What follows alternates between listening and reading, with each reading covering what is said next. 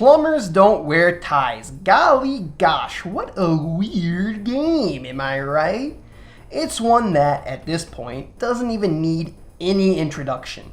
There's no way you haven't heard the likes of James Rolfe or some other cunt like that go on about what a bizarre and, frankly, a downright bad game it is. If, by some weird chance, you haven't heard of this shit before, or you just sort of let it slip your mind, let me bring you up to speed. Basically, Plumbers Don't Wear Ties is just a shitty game on the Panasonic 3DO. Not much more to say, it's just a poorly made and strange game. People through the years have often pondered, gee, just what the fuck was up with that Plumbers game? Like shit, what the hell, really? And most people just kind of write it off as nothing more than, just an exceptionally poorly put together game. But I am here today to pick at a theory of mine that calls that this game isn't in fact unintentionally shitty. In fact, I think it was not only intentionally shitty, but made so intentionally shitty that it is essentially a giant inside joke about how fucking bad the game is. What makes me think this? Well, let's start with a little bit of background on the game.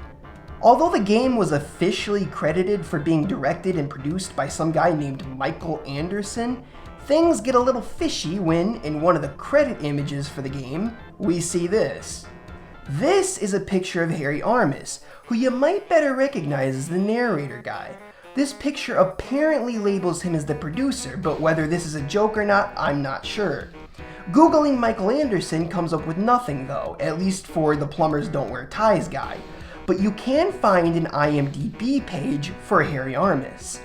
Details of this game are incredibly fucking hard to find, but here's what we do know for sure about it. 1, that it's meant to be an adult-oriented video game. 2, that it's marketed and labels itself as full video, but as pretty much everyone on planet Earth knows, it has very little actual full motion video. It's also worth noting that because the 3DO had only a publisher royalty of $3 per disc, meaning if you wanted to publish a game for the 3DO, you only had to pay Panasonic $3 on every disc sale, which was pretty much dirt fucking cheap, this led to what could possibly be hundreds of shitty, hyper-obscure pornographic games in a similar vein to Plumbers Don't Wear Ties. Just think of Plumbers Don't Wear Ties as sort of the ultimate shitty cash-in porno game of the lot. So what gives? It's just a shitty game, right? Well, there's one bit in particular that is the root of all this conspiracy theorying I've been doing. Since I am such a resourceful guy, I'm just going to completely steal a clip of James Rolfe's Angry Video Game Nerd really quick because he poses a great question. I don't want you for a night. I want you for a lifetime. I've been searching for you.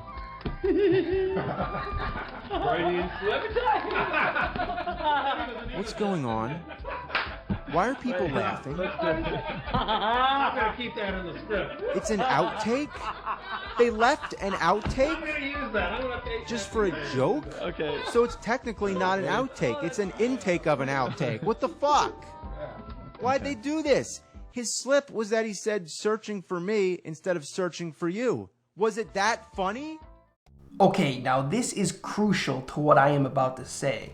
First of all, we have that they're all laughing quite boisterously at what was essentially a very minor slip-up. Why, though? Well, if you listen closely, you can hear a couple of very important things. First of all, the guy saying, "I'm gonna leave that in," is clearly the voice of Harry Armis, the narrator. If there is indeed some Michael Anderson guy, he either had little to do with the actual production, or was completely made up. Second is just why they found this so funny. They laugh not as if they think it's so funny that he messed up, but as if they're laughing at a joke we're not privy to. What is that joke? I think what happened here was the guy who plays John fucked up the line a couple of times. Then, the not producer-director, Harry Armis, told him if he messed it up again, they'd just go with it. Then, John messed up, they all laughed, and then they just bold-faced left it in the game. Why? Because I think they all knew this game was going to be bad.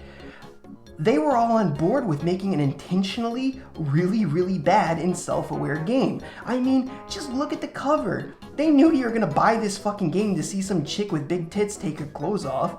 Once you bought the game, what did they care if it was terrible? That's the joke. That's what they're all laughing at. If you put this game into the perspective of basically being a scam, everything makes so much more sense.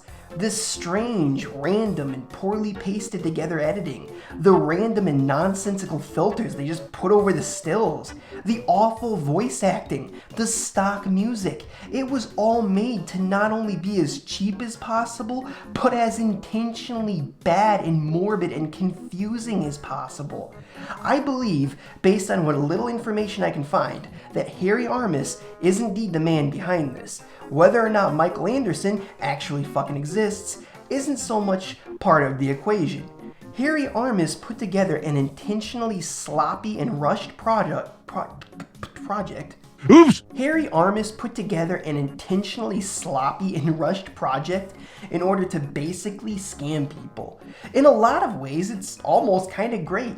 Plumbers Don't Wear Ties is kind of the last of its breed, you know? Like, back in the day with all those primordial NES sex games and shit that you already know about.